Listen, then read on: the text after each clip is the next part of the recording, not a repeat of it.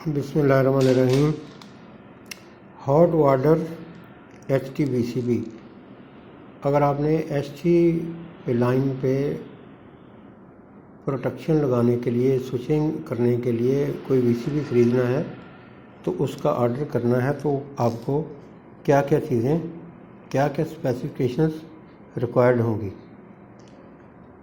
Vacuum circuit breaker specification इस तरह है। नंबर 1, मेक, किस कंपनी का बना हुआ होना चाहिए, ये आपको देखना है कि आपने किस कंपनी का बना हुआ लेना है। बहुत सी कंपनियां हैं, वो कौन सी कंपनी कितनी अच्छी है वो मैं आपको बता सकता हूँ, लेकिन वो नीचे आप कमेंट्स में पूछ सकते हैं या मैसेज कर सकते हैं। अच्छा, इसमें फिर इसकी सबसे पहले एम्पेयर रेटिंग आती है। आपने कितनी रेटिंग का लेना है वो आपने डिसाइड करना है कितने एम्पेयर का लेना है, पहले नंबर पे। दूसरा, अर्थिंग स्विच। जब आप VCB लेते हैं तो उसमें एक अर्थिंग स्विच लगा होता है। जब आप VCB को बंद करते हैं तो उस अर्थिंग स्विच को ऑन कर देते हैं। जो इनकमिंग केबल है जहाँ से सप्लाई आ रही होती है वो उसको ग्राउंड कर देता है, ताकि एक्सीडेंट ना हो। एक्सीडेंटली अगर कोई पावर ऑन भी कर दे तो वो आगे उसको शॉर्ट सर्किट मिलेगा और वो ग्राउंड हो जाएगी। दूसरा है, चौथा नंबर है सर्ज अरेस्टर। आपने, ये बहुत अहम चीज़ है, जब भी आप कहीं भी VCB लगाएं तो उसमें सर्ज अरेस्टर लगाना बहुत ज़रूरी होता है। जब भी आप स्विचिंग करते हैं, कोई भी हाई करंट और हाई वोल्टेज ऑन ऑफ होते हैं, सडनली ऑन ऑफ होते हैं, तो बहुत ज़्यादा हाई वोल्टेज की स्पाइक्स पैदा होती हैं। उनको सप्रेस करने के लिए आपने सर्ज अरेस्टर लगाना है। सर्ज अरेस्टर कितने kV का लगाना है वो आपने डिसाइड करना है। वो अगर आपके 11,000 वोल्ट हैं तो वो आपको 12 या 13,000 वोल्ट का लगाना चाहिए। CT, फिर आपने CT की वैल्यू देनी है। जो आपका लोड है, यानी VCB बड़ा होगा थोड़ा सा, ये दुगुना भी हो सकता है, CT वैल्यू से 3 गुना भी, 4 गुना भी हो सकता है, लेकिन CT की वैल्यू आपने अपने इक्विपमेंट के हिसाब से देनी है। जैसे कि अगर आपने 1 मेगावाट का लोड चलाना तो उस हिसाब से CT की वैल्यू दें, 2 का चलाना तो उस हिसाब से दें, 5 का चलाना तो उस हिसाब से दें। यानी CT वैल्यू आपने अपने लोड के हिसाब से डिसाइड करनी है। और फिर ये इसकी CT वैल्यू होती है, फ़र्ज़ करिए यहाँ पे 200 है, 200/5/5, और ये बटा 5/5 का मतलब 2 बार बटा 5/5 का मतलब ये है कि एक कंट्रोल प्रोटेक्शन के लिए होगा और एक एम्पेयर मेजर करने के लिए। प्रोटेक्शन के लिए अलहदा और करंट मेजर करने के लिए अलहदा वाइंडिंग इस्तेमाल होती है, इसलिए 2 वाइंडिंगें लगाई जाती हैं, बटा 5 और बटा 5 का मतलब ये है। फिर CT क्लास होती है। CT क्लास पे मैं अलग वीडियो बनाऊंगा कि CT क्लास क्या होती है, उसकी सारी डिटेल उसमें आएगी। ये काफ़ी लंबी वीडियो बन जाएगी, एक ही अगर मैं बनाता हूँ तो काफ़ी लंबी बनेगी। फिर आ गया PT की वैल्यू आपने देनी है। अगर 11,000 वोल्ट है तो 11,000/110 वोल्ट, और ये इसकी भी क्लास होती है। और ये 3 PT ऑफ कोर्स 3 ही होते हैं हर एक में, 3 फेज़ में। तो ये CT और PT की आपने वोल्टेज वैल्यू वगैरह देनी होती है, और क्लास ख़ास तौर पे देनी होती है, जो नेक्स्ट वीडियो में मैं आपको बता दूंगा कि कौन सी क्लास के CT और PT होने चाहिए। प्रोटेक्शन रिले कौन सी लगानी है आपने, प्रोटेक्शन रिले कौन सी लगानी है, ये आपने मेक देनी है इसकी, कि किस कंपनी की बनी हो। वो इसमें बहुत सी कंपनियां, मैं किसी का भी नाम नहीं ले रहा, लेकिन ये बहुत सी कंपनियां हैं जो ये प्रोटेक्शन रिलेज बनाती हैं। तो ये आपने मेंशन ज़रूर करना है कि कौन सी रिले आपने लेनी है। कोई प्रोटेक्शन रिलेज हैं वो सप्लाई पे काम करती हैं और कुछ बगैर सप्लाई के काम करती हैं। कई रिलेज को 220 वोल्ट या 110 वोल्ट DC रेंज करने पड़ते हैं, दे के रखने पड़ते हैं, फिर वो काम करती हैं, और कुछ बगैर उसके भी काम करती हैं। ये आपने सोचना है कि कौन सी लेनी है, कौन सी बेहतर है। वो आपके माहौल के हिसाब से, कहाँ आप लगा रहे हैं उस हिसाब से आप डिसाइड कर सकते हैं। कैपेसिटर ट्रैप यूनिट, ये कैपेसिटर ट्रैप यूनिट जो है, ये वो यूनिट है जो जब सप्लाई चली जाती है तो ये VCB को एक बार बंद कर सकता है। यानी कैपेसिटर चार्ज रहता है और सप्लाई जाने के बाद वो जो चार्ज उसमें स्टोर होता है वो इस्तेमाल होता है VCB को ऑफ करने के लिए। ऑफ का जो कॉइल है उसको एनर्जाइज करने के लिए ये कैपेसिटर इस्तेमाल होता है। इसको कैपेसिटर ट्रैप यूनिट कहते हैं।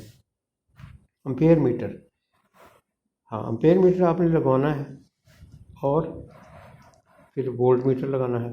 एम्पेयर मीटर और वोल्ट मीटर। 10 नंबर पे आपका वोल्ट मीटर, यानी 10वीं स्पेसिफिकेशन आपकी वोल्ट मीटर की है, और 9वीं है एम्पेयर मीटर की। एम्पेयर मीटर आपने केबल साइड पे लगाना है या आउटगोइंग साइड पे लगाना है, ये आपने डिसाइड करना है। जिधर आपको ज़रूरत हो आप उस तरफ लगा सकते हैं। वोल्ट बस बार साइड, वोल्ट मीटर आपने किस तरफ लगाना है, बस बार साइड लगाना है या आउटगोइंग साइड लगाना है। वीसीबी ऑन हो तब वोल्ट आए, या जैसे मेन वीसीबी के अंदर आ जाए, मेन सप्लाई जो इनकमिंग है वहाँ पे आ जाए तो तब वोल्ट ज़ाहिर हो। ये आपने डिसाइड करना है वोल्ट आपने किस साइड में रखने हैं। एनर्जी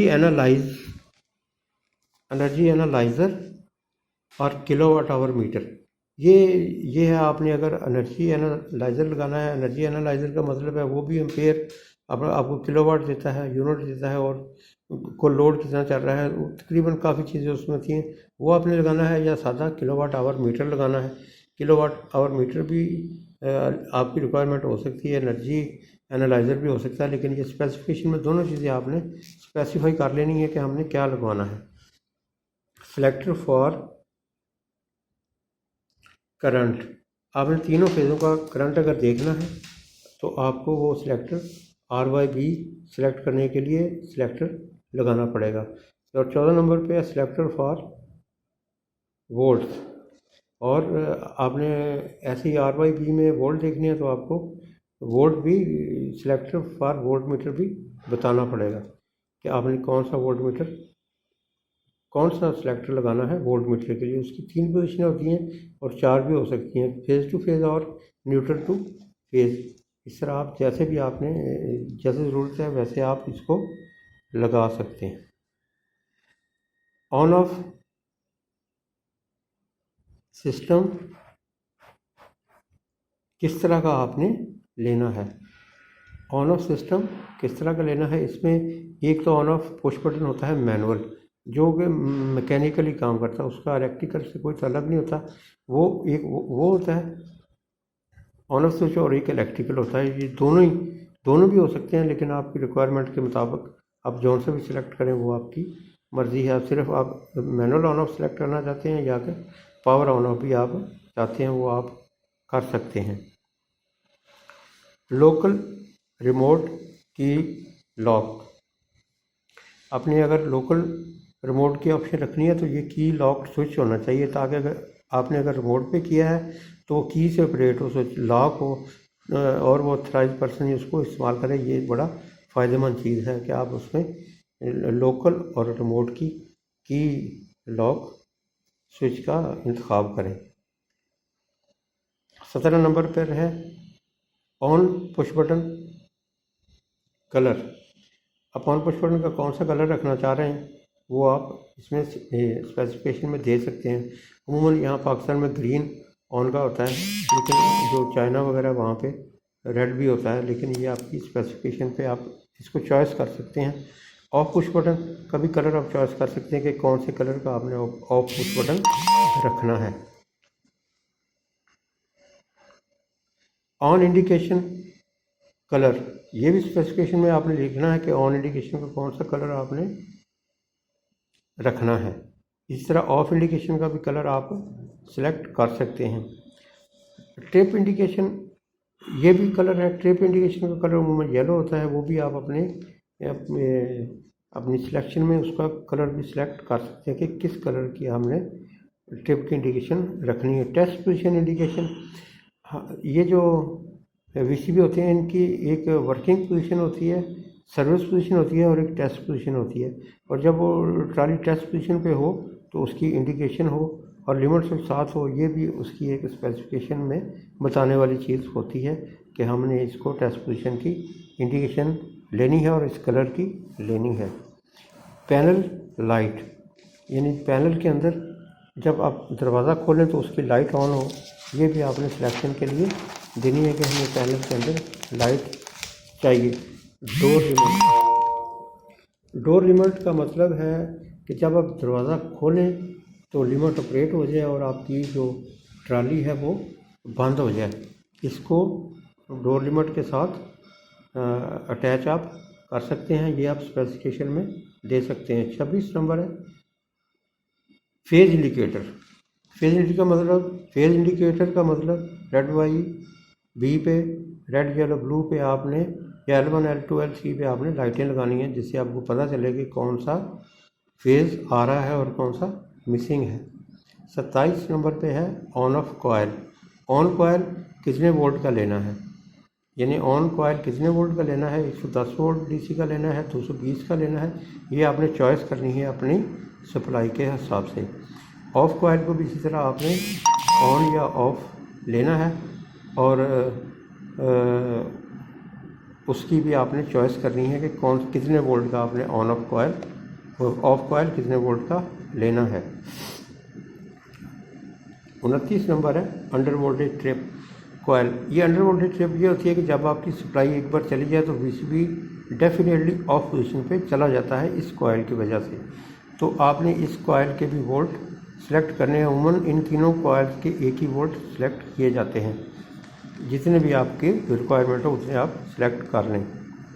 रेटेड वोल्ट्स, जब आपने VCB लेना होता है तो उसके आपने रेटेड वोल्ट्स भी बताने होते हैं। जैसे कि 11,000 वोल्ट का आप ले रहे हैं तो उसके रेटेड वोल्ट आप 12,000 कहेंगे, तो ये उसके रेटेड वोल्ट हैं। ऑपरेटिंग वोल्ट का मतलब है कि वो जो आपने वोल्ट जिन पे आपका VCB ऑपरेट होना है, यानी रेटेड वोल्टेज थोड़े ज़्यादा होते हैं, ऑपरेटेड वोल्टेज थोड़े कम होते हैं। तो आपने ऑपरेटिंग वोल्ट जो है वो अपने ज़रूरत के मुताबिक बताने हैं, जो कि अमूमन 11,000 वोल्ट है पाकिस्तान में। BIL basic insulation level. ये बेसिक इंसुलेशन लेवल ये एक टेक्निकल स्पेसिफिकेशन है कि आपने बेसिक इंसुलेशन लेवल कितना रखना है। तो ये आप 95 kV तक रख सकते हैं, इससे ज़्यादा भी रख सकते हैं। इसको जितना ज़्यादा रखेंगे उतना ही आपका VCB महंगा होगा, और ये अमूमन 95 तक अच्छे होते हैं। ICS शॉर्ट सर्किट करंट, ये किलो एम्पेयर में होता है। ये भी आपने सेलेक्ट करना होता है कि आपने कितने किलो वोल्ट का शॉर्ट सर्किट करंट लेना है, जो आप VCB ऑर्डर कर रहे हैं उसका। ये 31.5 भी होता है, ये 25 भी होता है, 25 kA या इससे ज़्यादा भी होता है। इसकी मुख्तलिफ रेंजेस हैं और उसमें से कोई भी रेंज आपने सेलेक्ट करनी है। इसके बाद आपने बस बार रेटिंग देनी है, यानी जितना आप VCB लगाएंगे उसके हिसाब से आपने उनको बस बार रेटिंग भी बतानी है। और अमूमन ये 6 से 8 गुना तक ज़्यादा रखते हैं बस बारों को, जो किससे भला, ऑपरेटिंग करंट से। जो रेटेड करंट है VCB का वो ऑपरेटेड करंट से काफ़ी ज़्यादा होता है। रेटेड अगर 650 है तो आपका ऑपरेटिंग 40, 50 या 100 भी हो सकता है। तो आपने जो बस बारें हैं वो रेटेड करंट पे लेनी है, ऑपरेटेड करंट पे नहीं लेनी, क्योंकि ऑपरेटेड करंट पे आप बस बार पूरी लगाएंगे तो उसमें बाद में काफ़ी परेशानियाँ आ सकती हैं। 35 नंबर पे आता है एम्बिएंट टेम्परेचर। एम्बिएंट टेम्परेचर का मतलब है कि आपका एनवायरनमेंट का टेम्परेचर। अमूमन पाकिस्तान में ये 40 डिग्री या इससे थोड़ा ज़्यादा 45 डिग्री रहता है, तो आप इसको अपने उसके हिसाब से सेलेक्ट कर सकते हैं। कॉपर प्योरिटी लेवल, आपने कॉपर अगर आपको अच्छा कॉपर चाहिए तो उसकी कीमत थोड़ी ज़्यादा होगी, तो ये 99.9% तक ये प्योर हो सकता है। तो ये प्योरिटी आपने अपनी रेटिंग में स्पेसिफाई करनी है कि हमें कितनी कॉपर प्योरिटी चाहिए। बस बार स्लीव, ये बस बार स्लीव का मतलब है कि आपको बस बार इंसुलेटेड चाहिए या बगैर इंसुलेशन के चाहिए। ये आपने अपने ऑर्डर में स्पेसिफाई करना है कि हमें स्लीव्ड इंसुलेशन चाहिए या बगैर स्लीव के इंसुलेशन चाहिए। कॉपर बस बार टिन प्लेटेड, और ये आपके जो एंड है जहाँ पे आपने कनेक्शन करने हैं वो आपको बस बार टिन प्लेटेड ही चाहिए। आपने इसको यस करना है, यानी टिन प्लेटेड ही लेनी है। पैनल टाइप, आपने पैनल किस तरह का लेना है, स्टैंड अलोन लेना है या साइड बाई साइड कनेक्शन वाला लेना है। अगर आपके पास 4 ट्रालियाँ साइड बाई साइड लगनी है तो आपको साइड बाई साइड टाइप का ऑर्डर करना होगा। अगर एक पैनल लगा है जो किसी ट्रांसफार्मर के साथ लगा है, उसमें इनकमिंग केबल आ रही है और एक ही आउटगोइंग जा रही है, तो वो आपको फिर उस टाइप का पैनल सेलेक्ट करना है कि स्टैंड अलोन लेना है आपने या साइड बाय साइड लगने के लिए लेना है। कलर ऑफ द पेंट आपने सेलेक्ट करना है। कलर ऑफ द पेंट भी आप सेलेक्ट कर सकते हैं कि हमें इस तरह का रंग चाहिए, इस तरह का रंग हमें सूट करता है, वो अपनी मर्ज़ी से कर सकते हैं। स्टैंडर्ड कुछ स्टैंडर्ड कलर भी होते हैं जो आप चाहें सेलेक्ट कर लें। केबल एंट्री पावर की जो केबलें हैं उनकी एंट्री बतानी है कि बॉटम एंट्री है या कि साइड एंट्री है, जो भी जो आपकी रिक्वायरमेंट के मुताबिक हो वो आप इसमें लिखें कि केबल एंट्री की कौन सी पोजीशन है। और इसका कंट्रोल की केबल जो है वो भी एंटर करने के लिए वो भी आपको इसकी स्पेसिफिकेशन में ये चीज़ स्पेसिफाई करनी पड़ेगी कि आपको केबल कौन सी दरकार है, यानी बॉटम से आप एंटर चाहते हैं या साइड से या कहाँ से भी चाहते हैं आप उसको स्पेसिफाई कर सकते हैं। कंट्रोल वोल्टेज, आप कंट्रोल वोल्टेज सिलेक्ट कर सकते हैं कि आपका जो वीसीबी है उसके कंट्रोल वोल्टेज डीसी कितने होने चाहिए, 110 होने चाहिए, 220 होने चाहिए, या कि ये जो कंट्रोल वोल्टेज है ये एक्सटर्नल सोर्स के तौर पर इस्तेमाल होते हैं। तो आपने ये एक्सटर्नल सोर्स उसको देनी है और बगैर एक्सटर्नल सोर्स के भी वीसीबी होते हैं, तो आप वो भी सिलेक्ट कर सकते हैं, वो भी सिलेक्ट कर सकते हैं। 43 नंबर चार्जिंग मोटर, आपने चार्जिंग मोटर का बताना है, चार्जिंग मोटर लगवानी है या नहीं लगवानी। और चार्जिंग अमूमन बोथ होनी चाहिए, मैनुअल चार्जिंग भी होनी चाहिए और चार्जिंग मोटर भी होनी चाहिए। 44 नंबर पे वीसीबी चार्ज इंडिकेशन, जब आपका वीसीबी चार्ज हो जाए तो उसकी इंडिकेशन आनी चाहिए और ये भी आपने स्पेसिफिकेशन में लिखना है कि हमें चार्जिंग की इंडिकेशन, वीसीबी चार्जिंग की इंडिकेशन चाहिए। डिस्चार्ज इंडिकेशन भी चाहिए, वीसीबी को जब वीसीबी डिस्चार्ज होता है उस वक्त भी उसकी इंडिकेशन आनी चाहिए, यानी चार्ज और डिस्चार्ज की इंडिकेशन अमूमन हर वीसीबी में आनी चाहिए। जब आप ऑर्डर करें तो ये चीज़ आपने नोट करनी है, ध्यान में रखना है और इसको ऑर्डर में लिखना है कि हमें इस तरह चाहिए। सीटी वायरिंग आपने स्पेसिफाई करनी है कि सीटी की वायरिंग कितनी ताकतवर हो, उसकी रेटिंग कितनी होनी चाहिए, तो ये 2.5 mm। और कलर भी स्पेसिफाई करना चाहिए, अगर आपको कोई कलर इशू है आपके कंट्रोल में पहले लगे हुए हैं किस कलर के, तो दूसरा भी उसी कलर का है तो आप ये कलर भी उसमें मेंशन कर सकते हैं। या वैसे भी आप अपनी मर्ज़ी से जो इलेक्ट्रिकल कोडिंग के मुताबिक कलर हैं उसको स्पेसिफाई कर सकते हैं। पीटी वायरिंग की केबल की रेटिंग भी आप स्पेसिफाई कर सकते हैं, जैसे कि ये 1.5 है तो आप स्टैंडर्ड 1.5 कर सकते हैं, अमूमन इतनी ही होती है, लेकिन अपनी आप इसको स्पेसिफाई कर सकते हैं, ये आपको उसमें ध्यान में रखना है। एसी वायरिंग, इसके अलावा पीटी और सीटी की वायरिंग के अलावा जो कंट्रोल वायरिंग होती है उसको एसी वायरिंग कहा जाता है। और एसी वायरिंग की भी आपने जो उसकी डिमेंशन है तार की या उसकी जो ताकत है या वो आपने स्पेसिफाई करनी है, अपने ऑर्डर में देनी है। और आखिर में है इनकमिंग केबल पैड, अगर आपका वीसीबी ज़्यादा रेटिंग का है और नीचे इनकमिंग से आपकी केबल्स आ रही हैं तो वो केबल्स अगर बड़ी हैं तो आपको वहाँ पे एंड पे बस बार के ऊपर एक कॉपर बस बार का पैड लगवाना चाहिए। जो पैड वो होगा जो केबलें वहाँ पे आएंगी वो आसानी से उसके ऊपर लग जाएंगी। मुझे उम्मीद है यह वीडियो आपको अच्छी लगी होगी और मैं चाहूँगा आप इसको सब्सक्राइब करें और सीटी क्लास और पीटी क्लास के बारे में अगर कोई क्वेश्चन है तो आप प्लीज़ मैसेज करें, मैं वो आपको बता दूँगा और मैं इन दो पे इंशाल्लाह वीडियो भी डालूँगा। Thank you.